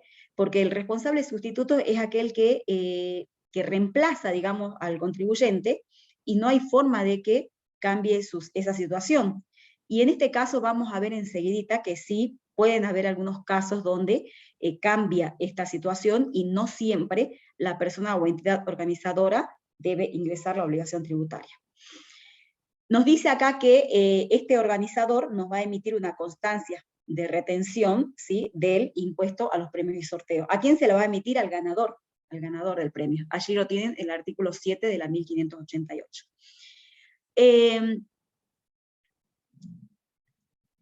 ¿Cuáles son los casos donde por eso digo que no es sustituto, donde el organizador no va a ser responsable de ingresar el impuesto?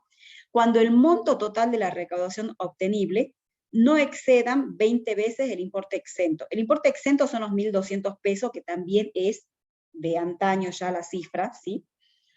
Entonces, cuando el monto total de la recaudación obtenible, obtenible, o sea, hemos emitido 100 números, vendemos cada número a $1. ¿Cuánto es la recaudación obtenible? 100.000. Bueno, a eso se refiere.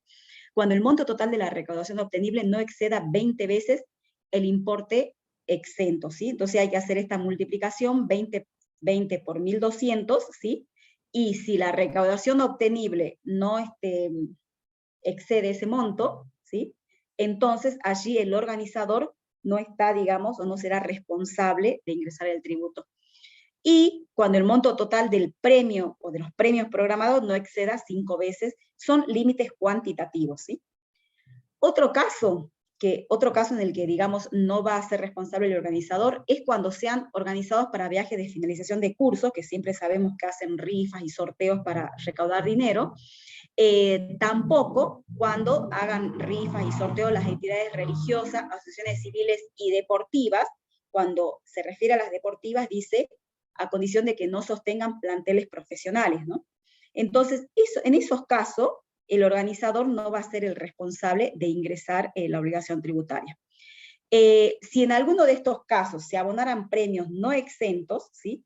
¿Por qué? Porque se supone que en estos casos vamos a estar, digamos, vamos a estar, digamos, como cubiertos de la norma exentiva, porque hay un monto exento, pero es el de 1.200 pesos, que ya lo vamos a ver, ¿sí? Ahora, si en alguno de estos casos se abandonan premios no exentos, el organizador no es que está obligado, ¿sí?, o vuelve a renacer su responsabilidad de ingresar la obligación tributaria, sino que solamente actúa como agente de información. Pero solamente para estos 3 casos, chicos, ¿no? Cuando se dan estos 3 casos. ¿Cuál es la base imponible de este impuesto? Y es el monto, nosotros decimos el premio, ¿sí? Pero en realidad no es el monto del premio, sino que tenemos que trabajar ese monto del premio, ¿sí?, y hacer unos cálculos allí, ¿sí?, para calcular o para llegar a la base imponible. O sea que la base imponible no es el monto del premio. ¿Cuál es la base imponible? Nos dice el artículo 4 y los correspondientes a la reglamentación que el monto neto del premio, como base imponible, va a ser igual al 90% del premio. 90% del premio, ¿sí? O sea que al valor del premio le aplico el 90%, en principio, ¿sí? Y a ese monto le voy a detraer las deducciones, ¿sí?, las deducciones ya previstas según la normativa del juego o concurso, ¿sí? Si es que se debe hacer cargo de algunos gastos o algunas otras cuestiones según la reglamentación del concurso en el que participó. Entonces, ese va a ser el monto neto del premio, el 90% del premio menos las deducciones previstas en la reglamentación, ¿sí?, del concurso. Cuando ese monto neto del premio sea menor o igual a 1.200 pesos, allí opera la norma exentiva del artículo 5, ¿sí?, que dice que eso va a estar exento. Por supuesto, esos son valores, chicos, del año terrible allá atrás. Cuando el monto neto del premio sea superior a ese monto, que es la generalidad de los casos ya actuales con toda la inflación que tenemos, ¿sí?, debemos proceder a determinar el impuesto sin considerar esos 1.200 pesos. O sea, tenemos que trabajar para el cálculo del impuesto con la base, el monto neto del premio, ¿sí? Sin considerar como mínimo exento los 1.200 pesos. No, no funciona como un mínimo.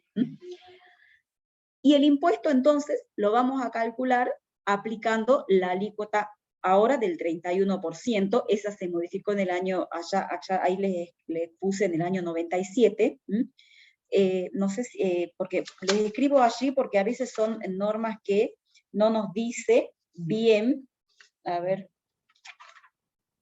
el premio y sorteo, artículo 4, sí. Ustedes cuando lo lean en el artículo, les va a decir que es el 30% y luego que se redujo al 25%, ¿sí? Bueno, pero no es esa la norma actual. Por eso es que les escribo que según la ley 24.800 del año 97 se llegó, digamos, a una alícuota del 31%, ¿sí? En vez de la del 30%, y la del 30% estaba ya prevista por otra ley también, ¿sí? Lo que pasa es que se lo escribo, se los pongo en la filmina porque no van a ver, digamos, estos numeritos en el texto de la ley. Entonces, la tasa vigente es del 31% sobre la base imponible, que ya dijimos que es el monto neto del premio, ¿sí? Y después hay un caso de acrecentamiento, ¿sí? En el caso del acrecentamiento, ¿cuándo opera? Eso desde el artículo 2 me viene diciendo la ley que cuando el monto del impuesto no se descuente o se perciba en alguna de las formas indicadas en el párrafo precedente, se presumirá sin emitir prueba en contrario que el mismo acrece al respectivo premio. Muchas veces los organizadores se hacen cargo del impuesto, ¿sí? ¿Por qué? Porque estar esperando porque muchas veces si no es en efectivo el premio, cuando es en efectivo es fácil, el organizador retiene el impuesto y le entrega la diferencia, pero cuando el premio es en especie, el organizador tiene que esperar que el beneficiario le entregue en efectivo el monto del tributo, ¿sí? Y eso muchas veces es complicado. Entonces, en general, los organizadores se hacen cargo del tributo. Bueno, si ese fuera el caso, ojo, no tenemos que olvidarnos que el tributo acrece la base imponible, ¿sí? Eso es lo que nos dice. Cuando los organizadores no procedan a efectuar el descuento o percepción del tributo correspondiente, deberán considerar que dicha suma incrementa el beneficio bruto obtenido, o sea, la base de imposición, ¿sí? Bueno, ese es con respecto, digamos, al tema del, cuando nos dice del acrecentamiento, ¿sí? Bueno, chicos, son las 8:02. En realidad, esta clase estaba prevista para 2 clases, pero son impuestos muy pequeños y alcanzamos a ver todo lo que se refiere a cada uno de ellos. Cualquier inquietud, cualquier duda, usen la plataforma Moodle, creo que la tienen habilitada hasta el 6 de agosto, si no me equivoco. Igualmente, para los chicos que rinden finales, pueden usar la plataforma para hacer sus consultas, no importa si sus consultas se refieren a estos tributos, o al impuesto a las ganancias, o al impuesto a los bienes personales, o sea, toda la materia. Entonces, los chicos que están preparando para final, tienen abierta y aprovechen la plataforma, digamos, hasta el día, creo que es el 6 de agosto, no recuerdo bien. Y bueno, y cualquier duda, consulta, nos dejan allí que le vamos a responder, ¿sí? Bueno, espero que les haya ido bien este año. Si llegaron hasta aquí, me imagino que les fue bien en los parciales. Y bueno, y los esperamos para los finales. No dejen pasar mucho tiempo porque es una materia que es muy cambiante. Y bueno, a ver, Fernando, si querés, Sí, cortando profe. ¿Mm? Acá estoy, ya cambié de compu. Bueno. No sé si tenés algo más que decirles. No, nada más. El resto los comunicamos por la plataforma. Las notas, Bueno, en teoría, podrían llegar a estar el lunes. Si están antes, bueno, les vamos a avisar para ver quiénes están en condiciones de recuperar. Acuérdense que hay una clase de consulta, ¿no? El día anterior del parcial, a las 2 de la tarde. Bueno, Eso nomás, profe. bueno, nos vemos entonces. Nos vemos, Gracias que anden muy bien. Gracias por todo. Chao, chao. Chao, gracias, profe.